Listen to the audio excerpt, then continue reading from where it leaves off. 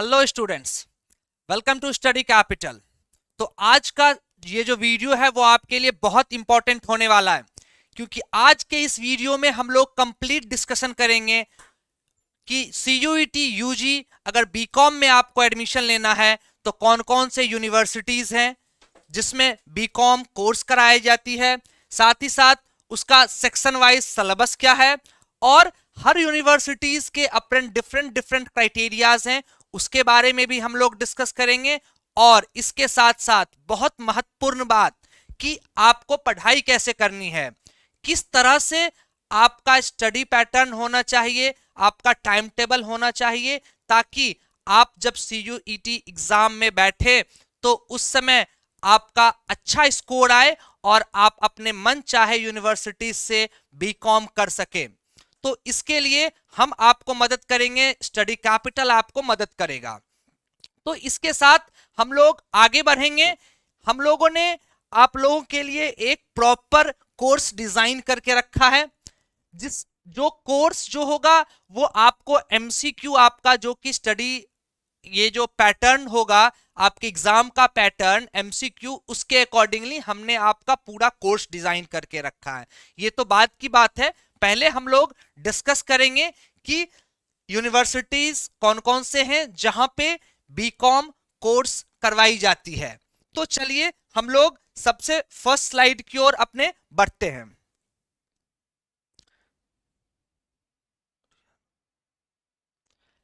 तो ये आती है लिस्ट ऑफ यूनिवर्सिटीज जो कि बीकॉम प्रोवाइड कराती है। सबसे पहला यूनिवर्सिटी का नाम है यूनिवर्सिटी ऑफ दिल्ली, जिसे दिल्ली यूनिवर्सिटी से हम लोग नाम से जानते हैं। दिल्ली यूनिवर्सिटीज बीकॉम भी कराती है, साथ ही साथ बीकॉम ऑनर्स भी कराती है। इसके बारे में डिटेल में हम लोग आगे देखेंगे।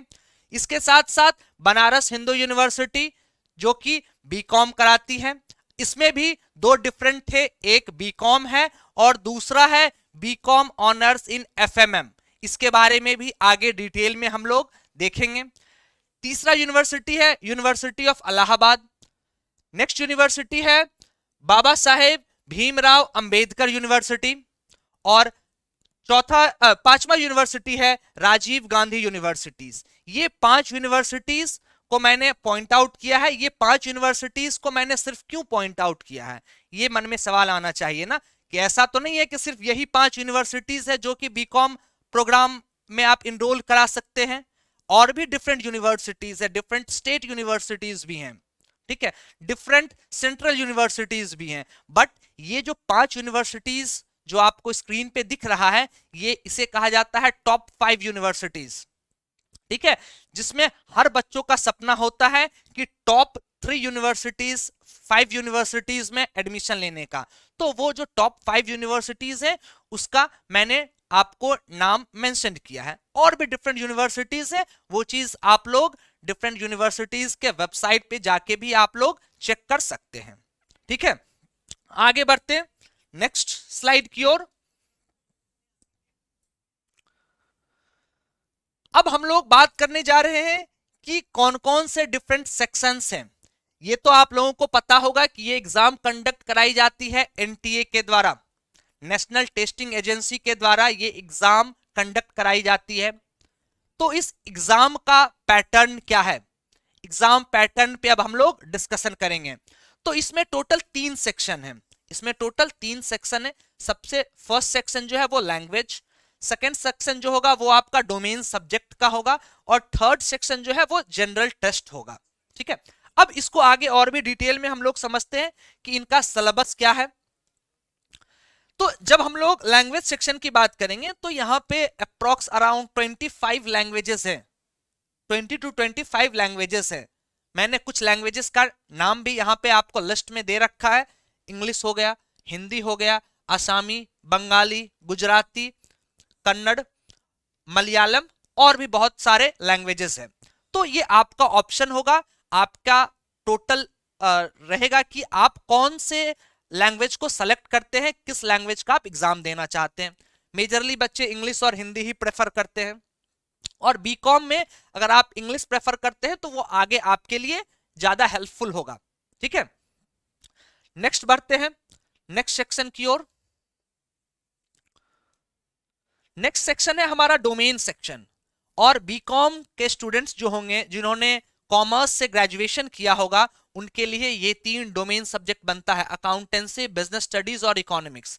ये 3 सब्जेक्ट आप लोग पढ़ रखे होंगे कॉमर्स में 11th-12th में, तो ये आपका डोमेन सब्जेक्ट बनेगा। कौन कौन से 3? अकाउंटेंसी, बिजनेस स्टडीज और इकोनॉमिक्स, जो कि आप लोगों ने पढ़ रखा है पहले से।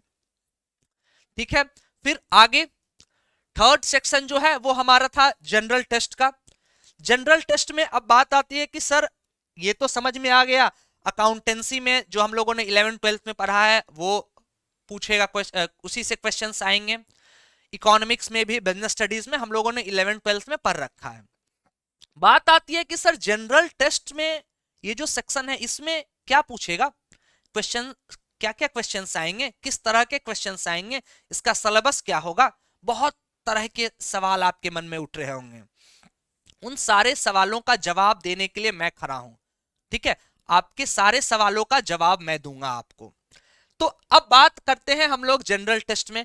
इसमें जनरल नॉलेज पूछेगा आपसे, करंट अफेयर्स पूछा जाएगा। अब ये सब चीजें, जनरल नॉलेज, करंट अफेयर्स सुन के डरने का नहीं है।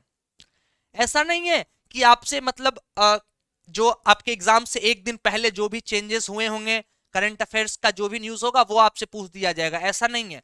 जो भी आपसे पूछे जाएंगे वो 6 months ओल्ड पूछे जाएंगे। आप करंट अफेयर्स, जनरल नॉलेज जो क्लास 10th तक आप लोग पढ़ते हैं, हम लोग पढ़े हैं, बस उसी से पूछा जाएगा।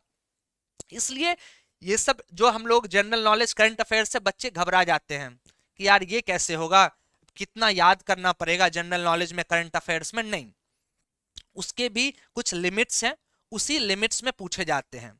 ठीक है, आगे है general mental ability, numerical ability, quantitative reasoning and logical and analytical reasoning.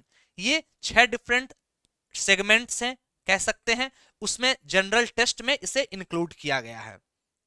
तो अब ये बात आती है कि तैयारी कैसे करेंगे, इन सारे 6 जो डिफरेंट डिफरेंट सेक्शन है, उसको यूनिट्स है, उसे कवर कैसे करेंगे। तो उसके लिए हम यहाँ पे हैं, मैं आपको बार बार बोल रहा हूं, हम आपको मार्गदर्शन देने के लिए आपके लिए हमेशा अवेलेबल रहेंगे। आपको कभी भी किसी भी डोमेन सब्जेक्ट में, जनरल टेस्ट में, लैंग्वेज में कहीं भी कोई दिक्कत आएगा, उसके लिए स्टडी कैपिटल आपके साथ हमेशा रहेगा, from the first day of the preparation of examination till the date of the admission. Admission के डेट तक हम आपके साथ थे। अगर उसके बाद भी किसी भी तरह की जानकारी चाहिए, किसी भी तरह का हेल्प चाहिए, तो उसके लिए भी हम लोग आपके लिए अवेलेबल हैं। चलिए आगे बढ़ते हैं। नेक्स्ट जो हमारा है कि अब क्या सब्जेक्ट कॉम्बिनेशन होना चाहिए। अभी तक आप लोग ने किसी से सुना होगा, अपने सीनियर से सुना होगा, किसी और से सुना होगा कि डिफरेंट डिफरेंट यूनिवर्सिटीज के डिफरेंट डिफरेंट कॉम्बिनेशंस होते हैं सब्जेक्ट के। दिल्ली यूनिवर्सिटी का सब्जेक्ट कॉम्बिनेशन कुछ और होता है, बीएचयू का कुछ और होता है। ठीक है, बाबा साहेब भीमराव अंबेडकर यूनिवर्सिटी का कुछ और होता है। हर यूनिवर्सिटीज के अलग अलग सब्जेक्ट कॉम्बिनेशन होते हैं, ये अभी तक आप लोगों ने सिर्फ सुना है। आज इस वीडियो के बाद आप क्लियर हो जाएंगे, आपको कंप्लीट इंफॉर्मेशन रहेगा कि कौन कौन सा सब्जेक्ट कॉम्बिनेशन है, क्या क्या सब्जेक्ट कॉम्बिनेशन होना चाहिए किस यूनिवर्सिटीज में एडमिशन लेने के लिए। तो उसके बारे में अब हम लोग डिस्कशन करेंगे। सबसे पहली बात हम लोग करने जा रहे हैं university of Delhi, Delhi universities की। यहां पे बीकॉम भी कराई जाती है, साथ ही साथ बीकॉम ऑनर्स प्रोग्राम भी है। तो सबसे पहले हम लोग बात करने जा रहे हैं बीकॉम के लिए। बीकॉम के लिए क्या सब्जेक्ट कॉम्बिनेशन होनी चाहिए अगर आपको दिल्ली यूनिवर्सिटी में एडमिशन लेनी है। तो सबसे पहली चीज ध्यान से देखिएगा, थोड़ा सा यूनिवर्सिटी ऑफ दिल्ली का बच्चे लोगों को कॉम्प्लिकेटेड लगता है कॉम्बिनेशन समझने में, बट ऐसा नहीं है, मैं आपको हेल्प करूंगा कि क्या है ये डिफरेंट कॉम्बिनेशंस। तो सबसे पहले दिया गया है एनी वन फ्रॉम सेक्शन 1, यानी कि सेक्शन 1। अभी मैंने आपको बताया कि सेक्शन 1 लैंग्वेज सेक्शन है, वहां पे डिफरेंट डिफरेंट लैंग्वेजेस का ऑप्शन है आपके पास, उसमें से कोई एक लैंग्वेज आपके एग्जाम में होने चाहिए। आप जो CUET का एग्जाम देंगे उसमें से कोई एक लैंग्वेज पेपर आप अटेम्प्ट करेंगे, ठीक है। आगे, एनी 3 फ्रॉम सेक्शन 2, सेक्शन 2 जो हमारा डोमेन सेक्शन था उसमें से कोई 3 होने चाहिए। 3 कौन कौन से हमने देखा डोमेन में? अकाउंटेंसी था, बिजनेस स्टडीज था और इकोनॉमिक्स थी। तो इन तीनों में से तीनों होने चाहिए आपके सेक्शन 2 का। तो आप अगर इस पेपर पैटर्न में 3 डोमेन और 1 लैंग्वेज सेक्शन का एग्जाम देते हैं तो आप दिल्ली यूनिवर्सिटी से बीकॉम करने के लिए एलिजिबल हो जाते हैं। आपको इट मींस ये एग्जाम देना पड़ेगा, अच्छे मार्क्स लाने पड़ेंगे। ये हो गया आपका एक। अब इसी में और कह के एक और कॉम्बिनेशन दिया हुआ है, एक और दूसरा कॉम्बिनेशन। वो क्या है? वो है एनी वन फ्रॉम सेक्शन 1। वापस से सेक्शन 1 लैंग्वेज सेक्शन है, उसमें से कोई एक लैंग्वेज होना चाहिए। नेक्स्ट है एनी वन फ्रॉम सेक्शन 2। अच्छा, यहां पे क्या कहा गया है? सेक्शन 2 में से कोई एक, यानी कि अकाउंटेंसी कह लो, बिजनेस स्टडीज कह लो या फिर इकोनॉमिक्स कह लो, इसमें से कोई एक होना चाहिए आपके पास, ठीक है, सेक्शन 2 में। उसके बाद सेक्शन 3 जो कि हमारा जनरल टेस्ट का सेक्शन है, वो भी आपको सेलेक्ट करना पड़ेगा, उसका भी आपको एग्जाम देना पड़ेगा। तो आपके पास 2 ऑप्शन है। जिनको लगता है कि मेरा डोमेन जो है वो बहुत स्ट्रांग है, जिनको लगता है कि मेरा अकाउंटेंसी, बिजनेस स्टडीज और इकोनॉमिक्स 11th-12th में मैंने बहुत अच्छे तरह से पढ़ा है, मेरा कमांड है उस पे, तो वो सबसे, और उन्हें बीकॉम करना है दिल्ली यूनिवर्सिटी से, तो वो सबसे फर्स्ट ऑप्शन सेलेक्ट करें, एनी वन फ्रॉम सेक्शन 1, कोई एक लैंग्वेज सेलेक्ट कर ले, और साथ ही साथ 3 सेक्शन 2 का डोमेन सब्जेक्ट, ठीक है। अगर जिनको लगता है कि नहीं 11th-12th में मेरा जो डोमेन सब्जेक्ट है उस पे कमांड नहीं है, बल्कि मेरा जनरल टेस्ट जो है सेक्शन, उसमें मुझे करंट अफेयर्स का मेरे पास नॉलेज है, जनरल नॉलेज है, न्यूमेरिकल एबिलिटी में अच्छा हूं मैं, तो वो सेकंड ऑप्शन सेलेक्ट कर ले कि सेक्शन 1 से एक लैंग्वेज सेलेक्ट कर ले, साथ ही साथ कोई सेक्शन 2 यानी कि डोमेन सेक्शन से कोई एक सब्जेक्ट, और साथ ही साथ सेक्शन 3। ये तो हो गया पहला। अब इसमें बात आती है कि 2 कॉम्बिनेशन। यहां कहा गया है कि any one language from list A, list A से कोई एक लैंग्वेज। अब लिस्ट ए क्या है इसके बारे में हम लोग आगे देखेंगे, पहले अभी देखते हैं क्या है। Any 2 subject from list B1 plus any 1 subject from इधर B1 और लिस्ट B2। यानी कि यहां पे कहा गया है कि सबसे पहला जो लैंग्वेज का है वो लिस्ट ए से कोई एक लैंग्वेज होना चाहिए, उसके साथ साथ कोई 2 सब्जेक्ट होना चाहिए। उसका कैसे कॉम्बिनेशन है? B1 से, लिस्ट B1 से एक सब्जेक्ट हो, और साथ ही साथ एनी 1 सब्जेक्ट फ्रॉम इधर B1 और लिस्ट B2। यानी कि आपको कहा गया है कि या तो आप 2 सब्जेक्ट यहां B1 से सेलेक्ट करो, उसके साथ साथ आपको एक सब्जेक्ट सेलेक्ट करना है, चाहे या तो वो B1 का हो या फिर वो B2 का हो। यहां पे आपके पास ऑप्शन है, बट यहां पे आपके पास ऑप्शन नहीं है, आपको कोई 2 सब्जेक्ट B1 से सेलेक्ट करना ही पड़ेगा। क्या करना पड़ेगा? B1 जो आप लिस्ट है उससे आपको 2 सब्जेक्ट सेलेक्ट करना ही पड़ेगा। बट वही थर्ड केस में आपके पास ऑप्शन है कि आप B1 या फिर B2 लिस्ट से कोई एक सब्जेक्ट सेलेक्ट करें। दूसरा कॉम्बिनेशन में है कि any 1 language from list A, list A से कोई एक लैंग्वेज। एक चीज आप लोग नोटिस करो, तो ये जो लैंग्वेज है ना, ये आपको हर जगह मिल रहा है, हर जगह आपको मिल रहा है। आपको कोई तो एक लैंग्वेज सेलेक्ट करना ही होगा अगर आपको बीकॉम दिल्ली यूनिवर्सिटी से करना है तो। आगे है एनी 1 सब्जेक्ट फ्रॉम इधर लिस्ट B1 और लिस्ट B2। अच्छा, यहां पे आपके पास एक बहुत अच्छा ऑप्शन फिर दिया गया है कि आपको एक सब्जेक्ट सेलेक्ट करना है, या तो लिस्ट B1 का होना चाहिए वो सब्जेक्ट, या फिर लिस्ट B2 का होना चाहिए वो सब्जेक्ट। और तीसरी बात की गई है सेक्शन 3 ऑफ CUET, यानी कि जो जनरल टेस्ट है उसमें भी आपको अपीयर होना पड़ेगा। तो ये कॉम्बिनेशन 2 जो है वो इसके लिए है, और कॉम्बिनेशन 1 जो है वो इसके साथ मैच कर रहा है, अगर आप लोग देख रहे हैं तो। ठीक है, अब आगे बात आती है कैसे। यहां देखो, यहां क्या था, टोटल 3 आपको सेक्शन 2 में सब्जेक्ट सेलेक्ट करना था। उसके लिए आपको उसका सिलेक्शन कैसे करना है? 2 सब्जेक्ट लिस्ट B1 से और एक सब्जेक्ट लिस्ट B1 हो या फिर B2 से, और साथ ही साथ लैंग्वेज तो आपको रहेगा ही सेक्शन 1 का। वही चीज यहाँ पे जो था सेक्शन 1 से लैंग्वेज, यहाँ भी आपको वही कहा गया सेक्शन 1 का एक लैंग्वेज होना चाहिए। सेक्शन 2 से कोई एक सब्जेक्ट, यानी कि सेक्शन 2 से कोई एक सब्जेक्ट, या तो वो लिस्ट B1 का होगा या फिर वो लिस्ट B2 का भी हो सकता है। आपको सिर्फ एक ही सब्जेक्ट सेलेक्ट करना है डोमेन का। और साथ ही साथ सेक्शन 3 जो कि आपका जनरल टेस्ट होगा वो देना होगा। ये तो हो गया हमारा बीकॉम के लिए, अगर दिल्ली यूनिवर्सिटी से करना है तो। अब आगे बढ़ते हैं। अब हम लोग आगे बात करेंगे जिन्हें बीकॉम में ऑनर्स पेपर के साथ उन्हें बीकॉम करना है, कहां से? दिल्ली यूनिवर्सिटी से। उनके लिए क्या होगा? कॉम्बिनेशन सब्जेक्ट का। सबसे पहले कहा गया है any one from section 1, section 1 से कोई एक, यानी सेक्शन 1 लैंग्वेज सेक्शन से कोई एक लैंग्वेज होना चाहिए।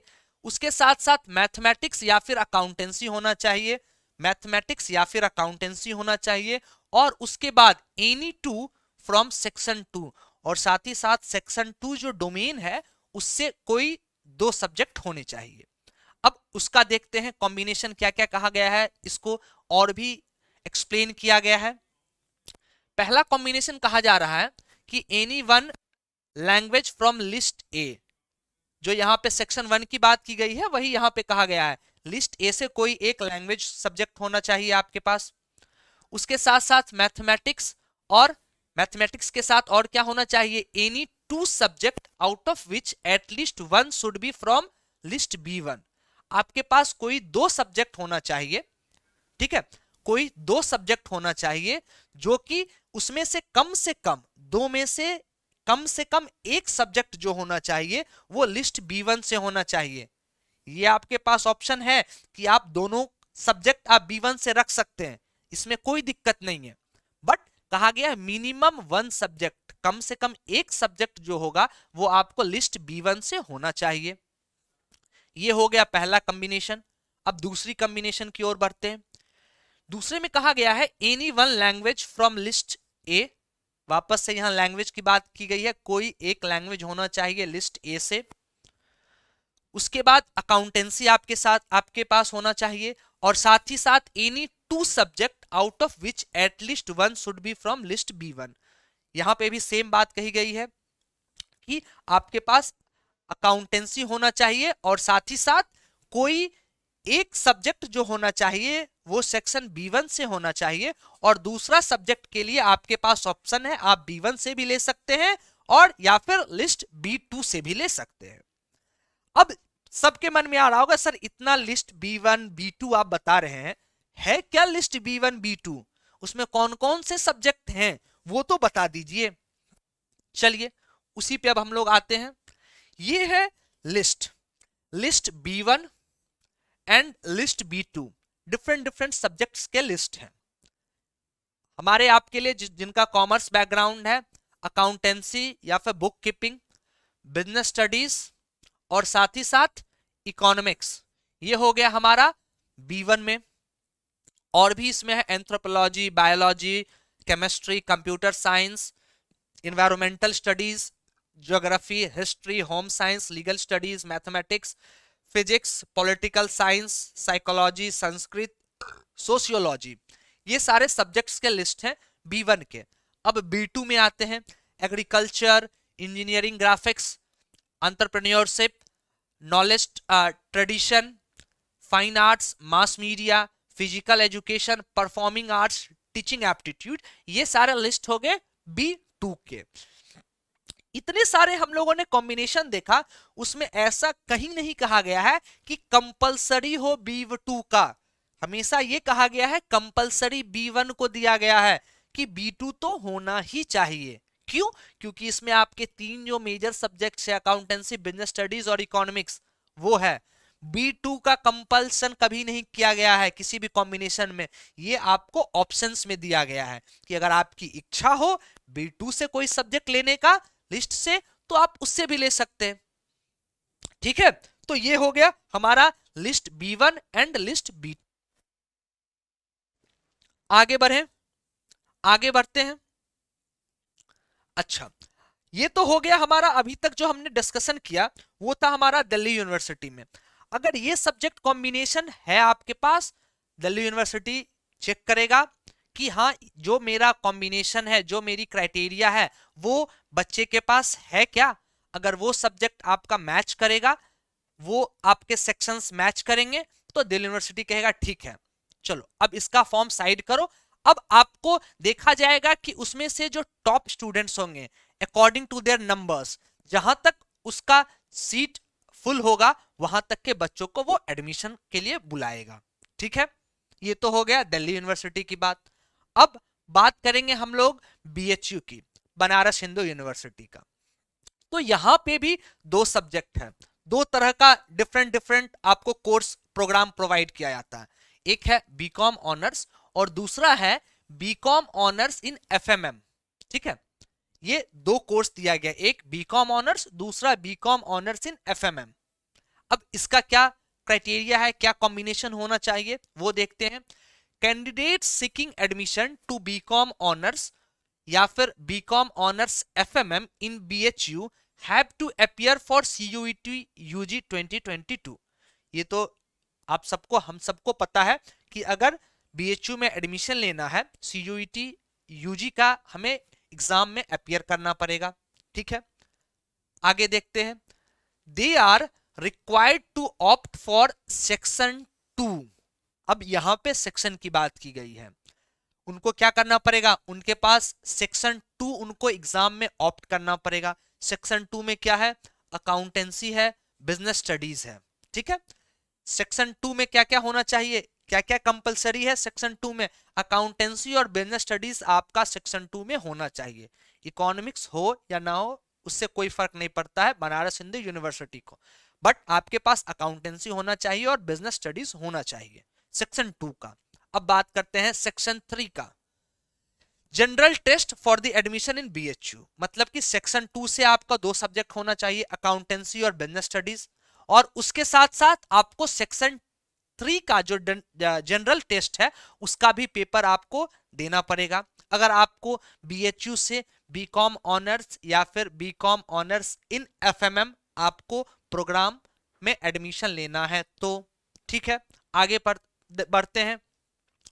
आगे कहा गया है पास्ट 10+2 और equivalent exam with commas, economics, mathematics, computer science, finance, financial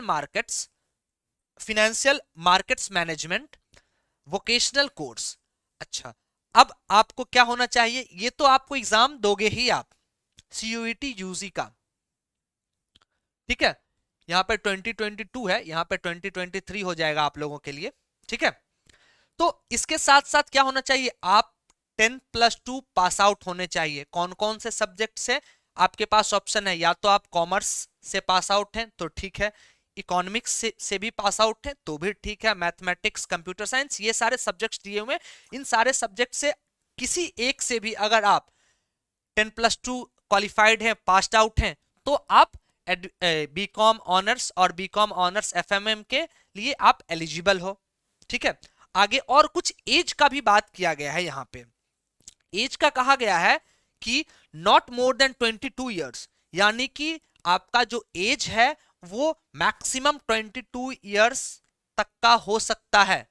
जिनकी एज 22 ईयर्स से अबव होगी, सॉरी, उनके लिए उनमें को बनारस हिंदू यूनिवर्सिटी में एडमिशन नहीं मिल पाएगा बीकॉम ऑनर्स और बीकॉम ऑनर्स एफएमएम प्रोग्राम में। ठीक है, तो एज का मैक्सिमम लिमिट क्या है, 22 ईयर्स ओल्ड। ये तो हो गया बनारस हिंदू यूनिवर्सिटी के बारे में। अब हम लोग बात करेंगे इलाहाबाद यूनिवर्सिटी के बारे में। इलाहाबाद यूनिवर्सिटी में सिर्फ एक ही प्रोग्राम प्रोवाइड किया जाता है जो कि है बीकॉम, प्लेन बीकॉम है यहां से।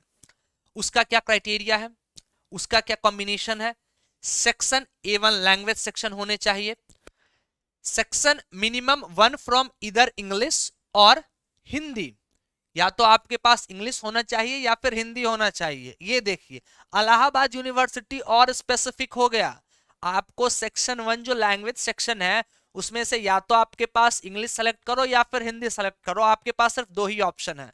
कोई रीजनल लैंग्वेज आप सेलेक्ट करके नहीं एग्जाम में अपियर होकर एडमिशन ले सकते हो इलाहाबाद यूनिवर्सिटी में। ठीक है, आगे क्या कहा गया है, सेक्शन 2 डोमेन सब्जेक्ट होना चाहिए। डोमेन सब्जेक्ट में कौन कौन सा है, अकाउंटेंसी या बुक कीपिंग, ये कंपलसरी है। अगर आपको बीकॉम में एडमिशन लेना है तो आपका सेक्शन 2 में अकाउंटेंसी होना चाहिए, अकाउंटेंसी होना चाहिए सब्जेक्ट। और उसके साथ साथ आपको सेक्शन 3 जो कि जनरल टेस्ट है वो भी आपका सब्जेक्ट सेलेक्ट करना पड़ेगा, कंपलसरी है। यानी कि समराइज करें तो सेक्शन 1 लैंग्वेज में से इंग्लिश या फिर हिंदी होना चाहिए आपके पास। उसके बाद डोमेन सब्जेक्ट जो कि सेक्शन 2 है वहां पे आपको अकाउंटेंसी होना कंपलसरी है, और साथ ही साथ सेक्शन 3 जो जनरल टेस्ट है वो भी पेपर होना चाहिए। ठीक है, ये हो गया इलाहाबाद यूनिवर्सिटी के बारे में। और आगे कुछ कहा गया है, the candidate who has passed और appeared in the above examination with commerce stream or science stream will be eligible for admission to BCom। अब यहां पे एक और क्राइटेरिया है, जो बच्चे आर्ट्स बैकग्राउंड से हैं 11th-12th में, उनके लिए दुख की बात है कि उनको अगर बीकॉम में एडमिशन लेना है इलाहाबाद यूनिवर्सिटी में तो वो नहीं ले पाएंगे। क्या कहा गया है, या तो वो कॉमर्स स्ट्रीम से होने चाहिए या फिर वो साइंस स्ट्रीम से होने चाहिए। 10th+2 जो है उनका या तो कॉमर्स से होना चाहिए या फिर साइंस से होना चाहिए, वही बच्चे बीकॉम इलाहाबाद यूनिवर्सिटी से कर पाएंगे। आर्ट्स जिनका होगा सब्जेक्ट 11th-12th में वो नहीं कर पाएंगे बीकॉम। ठीक है, कहां से नहीं कर पाएंगे, इलाहाबाद यूनिवर्सिटी से। अब आते हैं नेक्स्ट यूनिवर्सिटी जो है वो है बाबा साहेब भीमराव अंबेडकर यूनिवर्सिटी। यहां से बीकॉम ऑनर्स प्रोग्राम प्रोवाइड किया जाता है इस यूनिवर्सिटी के द्वारा। अब इसका क्या क्या है, accountancy, business studies, computer science, economics, entrepreneurship, mathematics, information practice, इन सारे सब्जेक्ट्स में से कोई भी सब्जेक्ट आपका होना चाहिए, आपको एग्जाम में अपीयर होना है। उसके बाद कहा गया है intermediate in any subject with 50% marks, यानी कि आपका जो क्लास 12th है +2 है उसमें आपको मिनिमम 50% मार्क्स होना चाहिए। और जो SC ST PWD है उनके लिए रिलैक्सेशन भी है, वो 45% उनका होना चाहिए। तो ये मिनिमम है, ये मिनिमम पासिंग क्राइटेरिया है कि आप +2 पास होने चाहिए 50% से, और जो SC ST PWD है उनका 45% मिनिमम होना चाहिए। और इनका बहुत सरल सा है कि या तो आपके पास अकाउंटेंसी होना चाहिए, business studies, computer science, economics, entrepreneurship, mathematics, information practice, इनमें से किसी भी पेपर को आप सेलेक्ट करके आप अगर एग्जाम देते हो CUET का तो आप हमारे यहाँ एडमिशन ले सकते हो। ठीक है, ये हो गया बाबा साहेब भीमराव अंबेडकर यूनिवर्सिटी के बारे में। आगे बढ़ते हैं। अच्छा, ये है राजीव गांधी यूनिवर्सिटी, यहां से भी बीकॉम प्रोवाइड किया जाता है। इसका प्रोग्राम का नाम होगा बीकॉम। इसमें क्या है, इसमें भी है कि अकाउंटेंसी, बुक कीपिंग और उसके साथ साथ मैथमेटिक्स। अकाउंटेंसी या फिर बुक कीपिंग एक सब्जेक्ट होना चाहिए और उसके साथ साथ मैथमेटिक्स होना चाहिए आपका, किसके लिए, आपके CUET UG के एग्जाम में। तो आप एलिजिबल हो जाते हैं कि बीकॉम में एडमिशन लेने के लिए राजीव गांधी यूनिवर्सिटी में। आगे कहा गया है candidates who have passed the 12th+2 class examination from any recognised board in commerce. अच्छा, अब राजीव गांधी यूनिवर्सिटी भी बहुत स्पेसिफिक हो गया है कि इसमें वही बच्चे का एडमिशन होगा जो +2 जो है वो कॉमर्स स्ट्रीम से पास आउट हुआ है। Rajiv Gandhi university science stream वाले बच्चों को भी बीकॉम प्रोग्राम नहीं प्रोवाइड करेगी। जिनका +2 जो है वो साइंस स्ट्रीम से है वो बीकॉम नहीं कर सकते हैं राजीव गांधी यूनिवर्सिटी से। बहुत स्पेसिफिक है, ओनली कॉमर्स स्ट्रीम वाले सिर्फ बीकॉम कर सकते हैं राजीव गांधी यूनिवर्सिटी से। आगे बढ़े। अच्छा, अब बात करेंगे हम लोग सिलेबस की। अब बात करेंगे हम लोग सिलेबस की कि सिलेबस क्या होगा। ये जो 3 सेक्शन आपने बताया सर, सेक्शन 1, सेक्शन 2, सेक्शन 3, इनका सिलेबस क्या है, चलिए उसके बारे में भी डिस्कस करेंगे। मैं आपको बताया था, इनिशियली बताया था कि ये जो वीडियो होगा वो कंप्लीट वीडियो होगा आपके लिए। जिनको बीकॉम में एडमिशन लेना है 2023 CUET UG के एग्जाम के थ्रू उनके लिए ये कंप्लीट इंफॉर्मेशनल वीडियो होगा। ठीक है, इसमें सिलेबस भी डिस्कस करेंगे हम लोग। चलिए, सबसे पहला सेक्शन 1 जो है हमारा लैंग्वेज का सेक्शन है, उसका सिलेबस क्या होगा?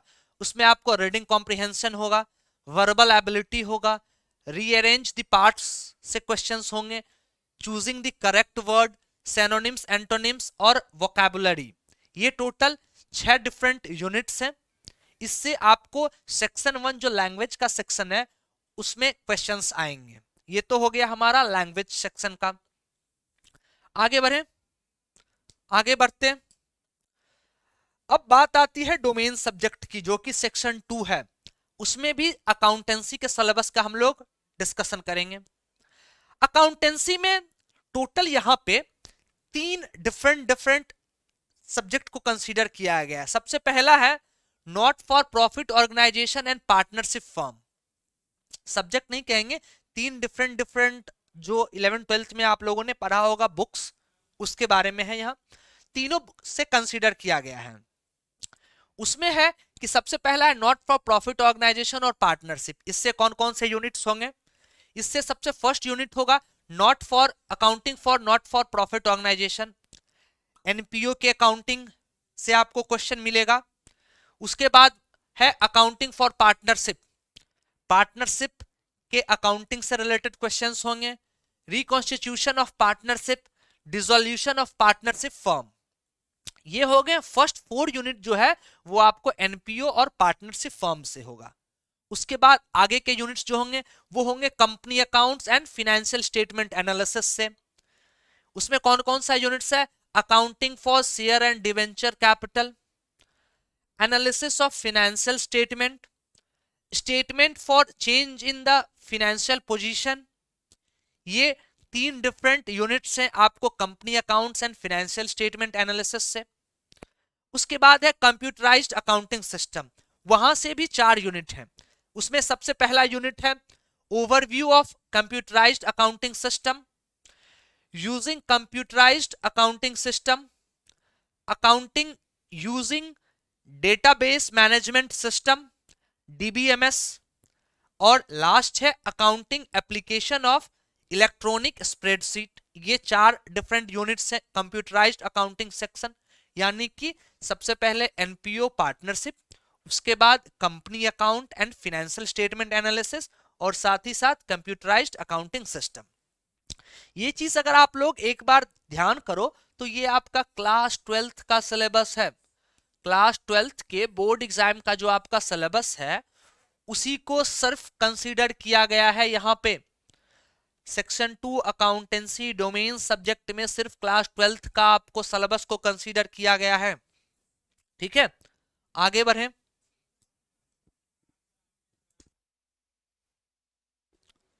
आगे बढ़ते हैं। अब है नेक्स्ट सेक्शन 2 का सब्जेक्ट है वो बिजनेस स्टडीज है। बिजनेस स्टडीज का सिलेबस क्या है वो देखते हैं। यहां पे भी क्लास 12th के ही सब्जेक्ट क्लास 12th के ही चैप्टर्स यूनिट्स को कंसीडर किया गया है बिजनेस स्टडीज में भी। Principles and functions of management, इसमें है nature and significance of management unit 1, unit 2 principles of management, unit 3 business environment, 4 planning, 5 organising, 6 staffing, 7 directing, 8 controlling. ये तो हो गया आपका फर्स्ट बुक जिसका पार्ट 1 आपके क्लास 12th में है। ठीक है, अब बुक 2, ठीक है, जो कि पार्ट 2 है आपके क्लास 12th के सिलेबस में, उससे भी आपको यूनिट्स है जिसका नाम है बिजनेस फाइनेंस एंड मार्केटिंग। उससे यूनिट है business finance, financial market, marketing, consumer protection, entrepreneurship development. ये जो 5 यूनिट है ये आपके बुक 2 से हैं, और ऊपर के 8 यूनिट्स जो हैं वो आपके बुक 1 से हैं क्लास 12th के। ठीक है, आगे बढ़े। हम लोग हर सब्जेक्ट के, या तो वो डोमेन हो या फिर लैंग्वेज हो या फिर कह ले जनरल टेस्ट है, हर सेक्शन के कंप्लीट सिलेबस को हम लोग देख रहे हैं कौन कौन से यूनिट्स हैं। अच्छा, नेक्स्ट आती है इकोनॉमिक्स। यहां पे भी क्लास 12th। एक चीज आप लोग ध्यान दोगे जो डोमेन सब्जेक्ट है उसमें क्लास 12th के सिलेबस को ही रखा गया है, क्लास 12th के सिलेबस को ही रखा गया है, जो कि आपके बोर्ड एग्जाम का भी सिलेबस है। इकोनॉमिक्स में देखते हैं unit 1 introduction to micro economics and unit 2 consumer behaviour of demand.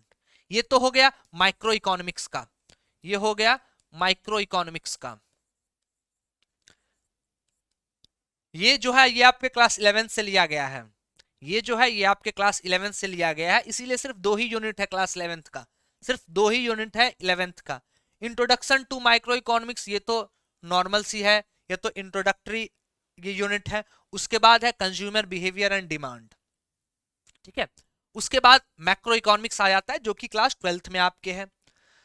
National income and related aggregate, उसका बेसिक कॉन्सेप्ट्स एंड मेजरमेंट।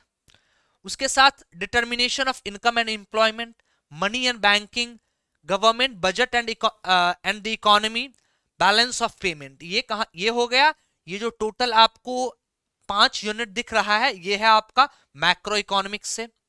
उसके बाद Indian economic development, Indian economics भी आपके सिलेबस में है क्लास 12th में, उससे भी कुछ यूनिट्स को कंसीडर किया गया है। Development experience 1947 to 1990 and economic reform since 1991, current challenges facing the Indian economy, और unit number 10 development experience of India. ये हो गया आपका इकोनॉमिक्स का सिलेबस, जो कि आपका सेक्शन 2 डोमेन सेक्शन में आता है। आगे बढ़े, आगे बढ़ते हैं। नेक्स्ट जो है वो है जनरल टेस्ट। जनरल टेस्ट जो कि आपका सेक्शन 3 है, वहां पे मैंने पहले ही आपको बता रखा है जनरल नॉलेज होगा, करंट अफेयर्स होगा, general mental ability, numerical ability, quantitative reasoning, logical and analytical reasoning. इन सब चीजों से घबराना मत, मैं वापस से बच्चों आपको बता रहा हूं, वापस से रिपीट कर रहा हूं, इन सारे चीजों से घबराने का नहीं, इन सारे चीजों से घबराने का नहीं। बीएचयू स्टडी कैपिटल है आपके साथ, आपके डोमेन, लैंग्वेज, साथ ही साथ जनरल टेस्ट पेपर का भी आपका प्रिपरेशन में हेल्प करेंगे हम लोग, ठीक है। तो ये हो गया आपका सेक्शन 3। आगे बढ़े। अच्छा, अब बात आती है हाउ टू स्टडी। अब किसकी बात आती है? How to study. अब स्टडी कैसे करेंगे?